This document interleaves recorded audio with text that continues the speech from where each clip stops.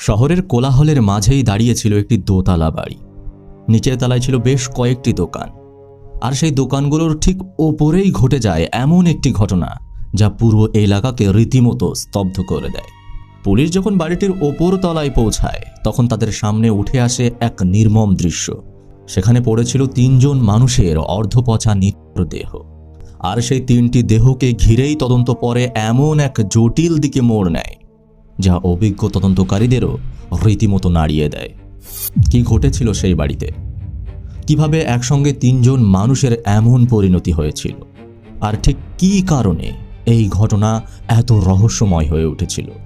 এই সব প্রশ্নের উত্তরই লুকিয়ে আছে আজকের এই ঘটনায়। তো চলুন আর বেশি দেরি না করে প্রবেশ করি মূল আলোচনার ভিতরে। তবে তার আগে আপনাদের কাছে আমার একটা ছোট্ট অনুরোধ, যারা এখনও আমাদের ভিডিওগুলো নিয়মিত দেখেন অথচ চ্যানেলটি সাবস্ক্রাইব করেননি, তারা প্লিজ চ্যানেলটিকে সাবস্ক্রাইব করে নেবেন।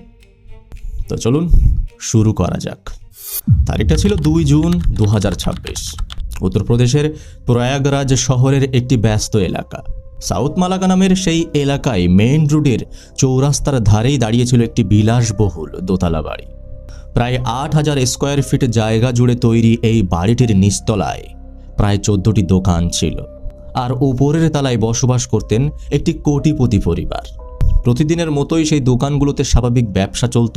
দোকানদাররাও নিয়মিত বাড়ির মালিক এবং তার পরিবারের সদস্যদের যাতায়াত লক্ষ্য করতেন। কিন্তু হঠাৎ করেই কয়েকদিন ধরে একটি অস্বাভাবিক বিষয় সবার নজরে আসতে শুরু করে। বাড়ির প্রধান গেটে তালা ঝুলতে দেখা যায়, আর টানা 2 থেকে 3 দিন ধরে পরিবারের কোনো সদস্যকে বাইরে বের হতে বা কোথাও যাতায়াত করতে দেখা যাচ্ছিল না। প্রথম দিকে বিষয়টা নিয়ে কেউ খুব একটা বেশি চিন্তা করেনি। সবাই ভেবেছিল হয়তো পরিবারের সদস্যরা কোনো কাজে বাইরে গেছেন, কারণ বাড়ির কর্তা বীরেন্দ্র বৈশ্যকে শেষবার 31শে মে সকালে নিজের দোকানের সামনে পরিষ্কার পরিচ্ছন্নতার কাজ করতে দেখা গিয়েছিল। তবে আরও কয়েকদিন কেটে যাওয়ার পর পরিস্থিতি পুরোপুরিভাবে বদলে যায়। 2 জুন সকালে বাড়ির ওপরের অংশ থেকে তীব্র পচা দুর্গন্ধ বের হতে শুরু করে। সময়ের সঙ্গে সঙ্গে সেই দুর্গন্ধ আরও বাড়তে থাকে। দুপুর গড়ানোর পর দুর্গন্ধ এতটাই অসহনীয় হয়ে ওঠে যে আশেপাশের দোকানদার এবং স্থানীয় বাসিন্দারা আর বিষয়টি উপেক্ষা করতে পারেননি। তখন আর ঘটনাটিকে কোনোভাবেই স্বাভাবিক বলে মনে হচ্ছিল না। অবশেষে বিকাল 3টার দিকে স্থানীয়রা কোতোয়ালি থানার পুলিশকে খবর দেন। খবর পাওয়ার পর পুলিশ দ্রুত ঘটনাস্থলে পৌঁছে যায়।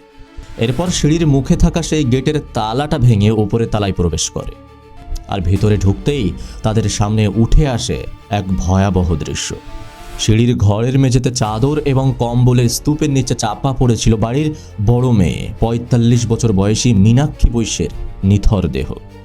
এরপরে পুলিশ যখন ভেতরের বেডরুমে প্রবেশ করে তখন সেখানে আরও 2 জনের দেহ উদ্ধার করা হয়। বিছানার উপরে একইভাবে চাদর এবং কম্বলে ঢাকা অবস্থায় পড়েছিল 70 বছর বয়সী বীরেন্দ্র বৈশ্য এবং তার 65 বছর বয়সী স্ত্রী অনিতা বৈশ্য। দীর্ঘ সময় ধরে বন্ধ ঘরে পড়ে থাকার কারণে 3টি দেহই অনেকটা বিকৃত হয়ে গিয়েছিল। তদন্তকারীরা দেখতে পান 3 জনের মাথাতেই ভারী কোনো বস্তুর চিহ্ন রয়েছে। এই দৃশ্য দেখে পুলিশ সদস্যরা নয়, নিচের দোকানদার এবং আশেপাশের স্থানীয় বাসিন্দারাও অবাক হয়ে যান, কারণ কেউ কল্পনাও করতে পারেননি যে দিনের পর দিন তালাবদ্ধ থাকা সেই বিলাসবহুল বাড়ির ভিতরে এমন একটি ভয়ঙ্কর কাণ্ড লুকিয়েছিল। এরপর বিকাল 3টার দিকে বাড়ির ভেতর থেকে 3টি বিকৃত দেহ উদ্ধারের পর পুলিশ রিপোর্ট লেখা সম্পন্ন করে। এরপর দেহগুলোকে দ্রুত ময়নাতদন্তের জন্য মর্গে পাঠিয়ে দেওয়া হয়। কিছু সময় পর ময়নাতদন্তের প্রাথমিক রিপোর্ট তদন্তকারীদের হাতে এসে পৌঁছায়। রিপোর্ট দেখে পুলিশ নিশ্চিত হয় যে নিহত 3 জনের মাথায় কোনো ভারী বস্তু দিয়ে একাধিকবার খুব জোরে আঘাত করা হয়েছিল। সেই আঘাতগুলোর ফলে তাদের মস্তিষ্কে ক্ষরণ হয় এবং সেখান থেকেই তাদের মৃত্যু ঘটে। আঘাতের ধরন এবং ঘটনার নৃশংসতা দেখে তদন্তকারীদের কাছে স্পষ্ট হয়ে যায় যে অপরাধী অত্যন্ত ঠান্ডা মাথায় এই হামলা চালিয়েছিল। শুধু তাই নয়, আঘাতগুলো এমনভাবে করা হয়েছিল যাতে ভুক্তভোগীদের মৃত্যু নিশ্চিত হয়। তবে মৃত্যুর কারণ সম্পর্কে নিশ্চিত হওয়া গেলেও তখনও পুলিশের হাতে এমন কোনো প্রত্যক্ষ প্রমাণ বা শক্তিশালী ক্লু ছিল না যা থেকে নিশ্চিতভাবে বলা যায় যে এই ত্রিমুখী হত্যাকাণ্ডের পিছনে কারা জড়িত। ফলে ঘটনার রহস্য উদ্ঘাটনের জন্য পুলিশ আরও বিস্তারিত তদন্ত শুরু করে। সাউথ মালাকা এলাকার আশেপাশের দোকানদার, প্রতিবেশী এবং বৈশ্য পরিবারের আত্মীয়দের সঙ্গে দীর্ঘ সময় ধরে জিজ্ঞাসাবাদ করা হয়। ঘটনার দিন বা ঘটনার আগে ওই বাড়িতে কোনো অপরিচিত ব্যক্তির যাতায়াত ছিল কিনা, কিংবা কেউ কোনো অস্বাভাবিক শব্দে চিৎকার শুনেছিল কিনা, সেই বিষয়েও বিস্তারিত খোঁজ খবর নেওয়া হয়। আর এই নিবিড় তদন্তের মাঝেই প্রতিবেশীদের জবানবন্দি থেকে একটি গুরুত্বপূর্ণ নাম উঠে আসে, আর সেই নাম ছিল অভিষেক বৈশ্য। তিনি ছিলেন নিহত বীরেন্দ্র বৈশ্যের বড় ছেলে। স্থানীয় ব্যবসায়ী এবং প্রতিবেশীদের কাছ থেকে পুলিশ জানতে পারে 31শে মে দুপুরের পর থেকে অভিষেককে আর এলাকায় কোথাও দেখা যায়নি। শুধু তাই নয়, বাড়ির নিচ তলায় থাকা তার দোকানটিও 2 জুন পর্যন্ত টানা বন্ধ ছিল। এদিকে তার মোবাইল ফোনও সম্পূর্ণ সুইচড অফ রয়েছে।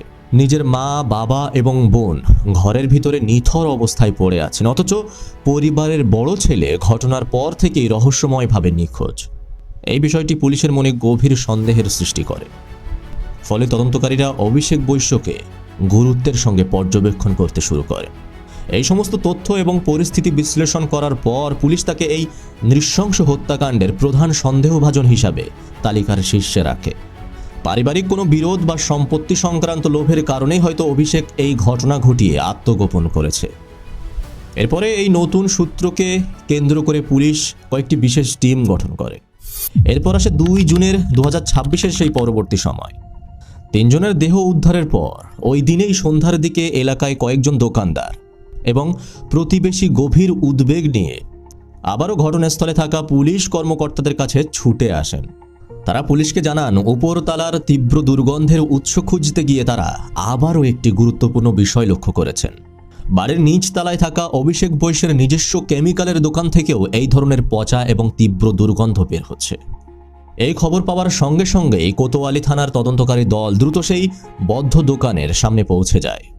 এরপর বাইরের শাটার এবং দরজায় তালা ভেঙে তারা ভেতরে প্রবেশ করে।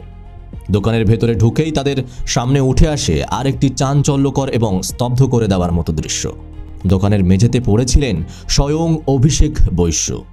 দীর্ঘ সময় ধরে সেখানে পড়ে থাকার কারণে তার শরীর সম্পূর্ণ নিথর এবং অনেকটাই বিকৃত হয়ে গিয়েছিল। শুধু তাই নয়, ওপরের তলায় উদ্ধার হওয়া 3 জনের মতোই অভিষেকের মাথাতেও ভারী কোনো বস্তুর একাধিক গুরুতর আঘাতের চিহ্ন স্পষ্টভাবে দেখা যাচ্ছিল। প্রাথমিক লক্ষণগুলো খতিয়ে দেখার পর তদন্তকারীরা নিশ্চিত হন যে একই কায়দায় অত্যন্ত পরিকল্পিতভাবে তাকেও আঘাত করা হয়েছিল।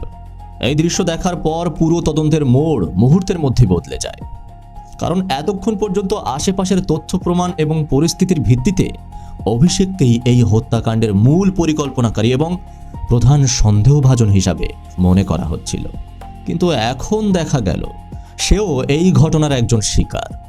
ফলে পুলিশের হাতে থাকা সবচেয়ে গুরুত্বপূর্ণ সূত্রটি এখন মুহূর্তেই ভেঙে পড়ে, আর মামলাটি আরও জটিল এবং রহস্যময় হয়ে ওঠে।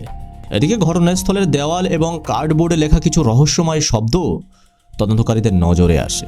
সেখানে লেখা ছিল বান্টি ও বাবলি। এই শব্দগুলোর সঙ্গে ঘটনার কোনো সম্পর্ক রয়েছে কিনা তা খুঁজে বের করার চেষ্টা শুরু করে পুলিশ।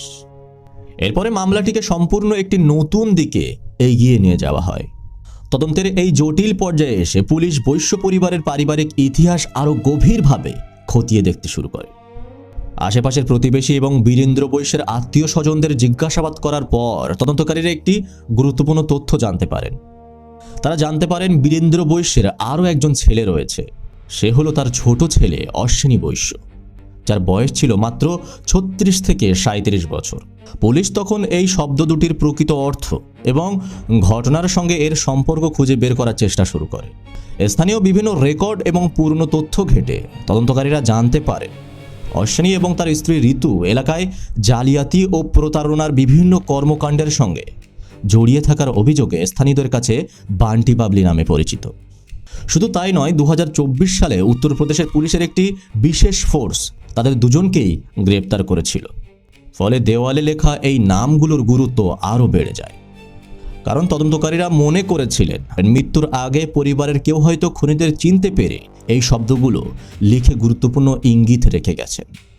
আবার অন্য একটি সম্ভাবনাও তাদের সামনে আসে, হয়তো খুনি ইচ্ছাকৃতভাবে এই শব্দগুলো লিখে রেখে পুলিশকে বিভ্রান্ত করতে চেয়েছিল। যাতে সন্দেহ অশ্বিনী এবং ঋতুর দিকে চলে যায়। এরপর তদন্তের স্বার্থে পুলিশ দ্রুত অশ্বিনী বোসের বর্তমান অবস্থান সম্পর্কে খোঁজ নিতে শুরু করে। কিন্তু তখনই তাদের সামনে আসে এক বিস্ময়কর তথ্য। অফিসিয়াল রেকর্ড এবং কারাগারের নথিপত্র যাচাই করে পুলিশ নিশ্চিত হয় যে হত্যাকাণ্ডের সময় অশ্বিনী প্রয়াগরাজে উপস্থিতি ছিলেন না, কারণ সে তখনও পর্যন্ত জেলের ভিতরে বন্দী আছে। জানা যায় 1.5 লক্ষ টাকা এবং প্রয়োজনীয় উকিলের ব্যবস্থা করতে না পারায় সে জেল থেকে বের হতে পারে। অন্যদিকে তার স্ত্রী ঋতু কয়েক সপ্তাহ আগে জামিনে মুক্তি পেলেও তার কল রেকর্ড খতিয়ে এবং তার লোকেশন খতিয়ে দেখা যায় যে হত্যাকাণ্ডের সঙ্গে তার উপস্থিতির কোনো মিলই ছিল না। এই তথ্য সামনে আসার পর তদন্ত আবারও নতুন সংকটে পড়ে যায়, কারণ জেলের ভেতরে বন্দী থাকা একজন মানুষের পক্ষে সশরীরে এসে এই সময় 4 জনকে এভাবে আক্রমণ করা কখনোই সম্ভব ছিল না। ফলে অশ্বিনীকে ঘিরে যে সন্দেহ তৈরি হয় তা মুহূর্তের মধ্যে ভেঙে পড়ে। এই অস্বাভাবিক পরিস্থিতি তদন্তকারীদের সামনে নতুন একটি চ্যালেঞ্জ তৈরি করে। প্রয়াগরাজ পুলিশের 20টি বিশেষ তদন্তকারী দল এই অবস্থায় দাঁড়িয়ে দিশেহারা হয়ে পড়েন। পুরো মামলাটি এমন এক অন্ধ গলিতে গিয়ে দাঁড়ায় যেখানে খুনিকে অথবা এই পরিকল্পিত অপরাধের পিছনে আসলে কার হাত রয়েছে তা অনুমান করাও পুলিশের জন্য অত্যন্ত কঠিন হয়ে ওঠে। 4 জনের মৃত্যুর রহস্য যখন পুরোপুরি অন্ধ গলিতে গিয়ে আটকে যায়, তখন প্রয়াগরাজ পুলিশের কর্মকর্তারা তদন্তের কৌশল পরিবর্তন করার সিদ্ধান্ত নেন।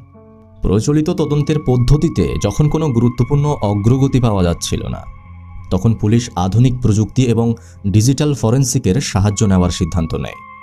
ঘটনার রহস্য ভেদ করতে সাউথ মালাক্কা এলাকার প্রায় 2 কিলোমিটার ব্যাসার্ধের মধ্যে সব সিসিটিভি ক্যামেরাগুলো চিহ্নিত করার কাজ শুরু করা হয়। এরপর একে একে 150টিরও বেশি সিসিটিভি ক্যামেরার ফুটেজ সংগ্রহ করা হয়। তদন্তকারীরা সেই ফুটেজগুলো অত্যন্ত সতর্কতার সঙ্গে পরীক্ষা করতে শুরু করেন। দিন রাত পরিশ্রম করে শত শত ঘন্টার ভিডিও ফুটেজ খতিয়ে দেখার পর অবশেষে একটি গুরুত্বপূর্ণ সূত্র তাদের সামনে আসে। 1 জুন 2026-এর একটি সিসিটিভি ফুটেজে গিয়ে পুলিশের নজর আটকে যায়। ফুটেজটি ছিল 31শে মে এবং 1 জুনের মধ্যবর্তী সময়ের ভোর প্রায় 5টার দিকে। সেখানে দেখা যায় একজন ব্যক্তি খুব সতর্কভাবে রবীন্দ্র বোসের বাড়ি থেকে বের হয়ে রাস্তার অন্ধকারের দিকে হেঁটে চলে যাচ্ছে। বিষয়টি সন্দেহজনক মনে হওয়ায় পুলিশ ওই ক্যামেরার আগের ফুটেজগুলো পরীক্ষা করে। তখন আরও কিছু গুরুত্বপূর্ণ তথ্য পুলিশের সামনে আসে। ফুটেজে দেখা যায় 31শে মে বিকাল প্রায় 3টার দিকে ওই ব্যক্তি একটি ব্যাগ হাতে বৈশ্য পরিবারের বাড়ির আশেপাশে ঘোরাফেরা করছিল। এর কিছুক্ষণ পরে তাকে অভিষেক বৈশ্যের সঙ্গে স্বাভাবিকভাবে বাড়ির ভেতরে প্রবেশ করতে দেখা যায়। তদন্তে জানা যায় 31শে মে বিকাল 3টায় ভেতরে ঢোকার পর প্রায় 14 ঘন্টা সে ওই বাড়ির মধ্যেই ছিল। এরপর 1 জুনের ভোর 5টার দিকে তাকে বাড়ি থেকে বের হতে দেখা যায়। অর্থাৎ হত্যাকাণ্ড সংঘটিত হওয়ার সম্ভাব্য পুরো সময় জুড়ে ওই বাড়িতে থাকা একমাত্র বহিরাগত ছিল সেই ছেলেটি। এরপর ওই ব্যক্তির পরিচয় নিশ্চিত করতে পুলিশ তার ছবি এবং ফুটেজের কিছু অংশ স্থানীয় দোকানদার ও আশেপাশের বাসিন্দাদের দেখায়। ছবি দেখা মাত্রই অনেকেই তাকে চিনে ফেলে, কারণ সে ছিল বীরেন্দ্র বৈশ্যের মার্কেটের এক দোকানদার, অর্থাৎ তার নাম ছিল সানি গুপ্তা। সানি ওই কমপ্লেক্সের ভিতরে বিভিন্ন ফাস্ট ফুডের দোকান চালাতো। শুধু তাই নয়, সে অভিষেক বৈশ্যের খুব ঘনিষ্ঠ বন্ধু হিসাবেই পরিচিত ছিল। সানির পরিচয় নিশ্চিত হওয়ার পর পুলিশ তার সম্পর্কে আরও তথ্য সংগ্রহ করতে শুরু করে। তদন্তে জানা যায় 31শে মে সকাল 11টায় দোকান খোলার কথা বলে বাড়ি থেকে বের হওয়ার পর সানিকে আর কোথাও দেখা যায়নি। পরে 1 জুন ভোরে সে বাড়ি ফিরে আসে। আরও অবাক করার মতো বিষয় ছিল 2 জুন যখন দুর্গন্ধের সূত্র ধরে পুলিশ বাড়ি থেকে উদ্ধার করছিল, তখন সানিকে ঘটনাস্থলের আশেপাশে ঘোরাফেরা করতে দেখা যাচ্ছিল। এমনকি অ্যাম্বুলেন্সে তোলার সময় তাকে কান্নাকাটি করতেও দেখা যায়। সিসিটিভি ফুটেজে পাওয়া তথ্য এবং তার এই অস্বাভাবিক আচরণ বিশ্লেষণ করার পর পুলিশের সন্দেহ আরও গভীর হয়ে ওঠে। তদন্তকারীরা নিশ্চিত হন যে এই 4টি হত্যাকাণ্ডের রহস্যের গুরুত্বপূর্ণ চাবিকাঠি সানি গুপ্তার কাছেই রয়েছে। এরপর 2 জুন গভীর রাতে কোতোয়ালি থানার একটি বিশেষ দল মঠীগঞ্জ এলাকার মহাবীরন গলিতে অবস্থিত সানি গুপ্তার বাড়িতে অভিযান চালায়।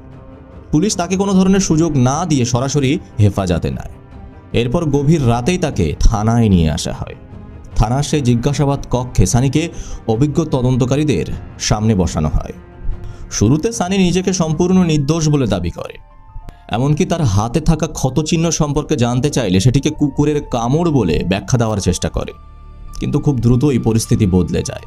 পুলিশ যখন তার সামনে 31শে মে বিকেল থেকে 1 জুন ভোর পর্যন্ত বীরেন্দ্র বৈশ্যের বাড়ির উপস্থিতির সিসিটিভি ফুটেজ তুলে ধরে, তখন তার আত্মবিশ্বাস নড়বড়ে হয়ে যায়। এর পাশাপাশি অভিষেক বৈশ্যের সঙ্গে তার শেষ কল ডিটেলস রেকর্ড বা সিডিআর তার সামনে উপস্থাপন করা হয়। একের পর এক প্রমাণ সামনে আসতে থাকায় সানির পক্ষে আর নিজের অবস্থান ধরে রাখা সম্ভব হচ্ছিল না। অবশেষে দীর্ঘ জিজ্ঞাসাবাদ এবং অকাট্য প্রমাণের চাপে সে সত্য লুকিয়ে রাখতে পারেনি। শেষ পর্যন্ত সানি গুপ্তা এমন এক ভয়ঙ্কর ষড়যন্ত্রের কথা স্বীকার করে, যা সে এবং তার বন্ধু অভিষেক বৈশ্য মিলে পরিকল্পনা করেছিল। কিন্তু এই 4 জনের নিথর দেহ উদ্ধারের পর তদন্তকারীদের মনে সবচেয়ে বড় প্রশ্ন হয়ে দাঁড়িয়েছিল অভিষেকের মৃত্যু সম্পর্কে। পুলিশ কিছুতেই বুঝতেই পারছিল না, যদি অভিষেক নিজের পরিবারকে শেষ করার এই ভয়ঙ্কর পরিকল্পনার সঙ্গে জড়িয়ে থাকে, তাহলে তার নিজের এমন পরিণতি কিভাবে হলো। যে মানুষটিকে এই অপরাধের অন্যতম পরিকল্পনাকারী বলে মনে হচ্ছিল, সে নিজেই কেন নিচতলার দোকানে নিথর অবস্থায় পড়েছিল? এই প্রশ্নের উত্তর খুঁজতেই পুলিশ মুখোমুখি হয় অভিষেক বৈশ্যের ঘনিষ্ঠ বন্ধু সানি গুপ্তার। থানার জিজ্ঞাসাবাদ কক্ষে শুরু হয় তাকে দীর্ঘ সময় ধরে জেরা। সানির জবানবন্দি অনুযায়ী এই ঘটনা শুরু হয় 2025 সালের দিকে। সেই সময় অভিষেক এবং সানি দুইজনেই অনলাইন এবং লটারির নেশায় গভীরভাবে জড়িয়ে পড়েছিল। সানি গুপ্তা ফাস্টফুডের দোকান চালালেও লটারির পিছনে প্রায় 25 লক্ষ টাকা হারিয়ে ফেলেছিল। অবশ্য সেই ঋণের বোঝা পরে তার ভাই মনোজ কিস্তিতে পরিশোধ করেছিল। অন্যদিকে 40 বছর বয়সী অভিষেক বাড়ির বড় ছেলে হওয়া সত্ত্বেও নিজের দায়িত্বের প্রতি উদাসীন ছিল। বাবার দেওয়া কেমিক্যালের ব্যবসায় মনোযোগ না দিয়ে সে নিয়মিত টাকা হারতে থাকে। একসময় অন্যদের কাছ থেকে চড়া সুদে টাকা ধার নিয়েও জুয়া খেলতে শুরু করে। ফলে অভিষেক এবং সানি মিলে প্রায় 42 লক্ষ টাকার ঋণের ফাঁদে আটকে যায়। এদিকে পাওনাদারের চাপও ক্রমশ বাড়ছিল। হত্যাকাণ্ডের কিছুদিন আগে কয়েকজন ঋণদাতা বীরেন্দ্র বৈশ্যের বাড়িতে এসে অভিষেককে মারধর করে তুলে নিয়ে যায়। তারা হুমকি দেয় যে টাকা ফেরত না দিলে পুরো পরিবারকে ক্ষতি করা হবে।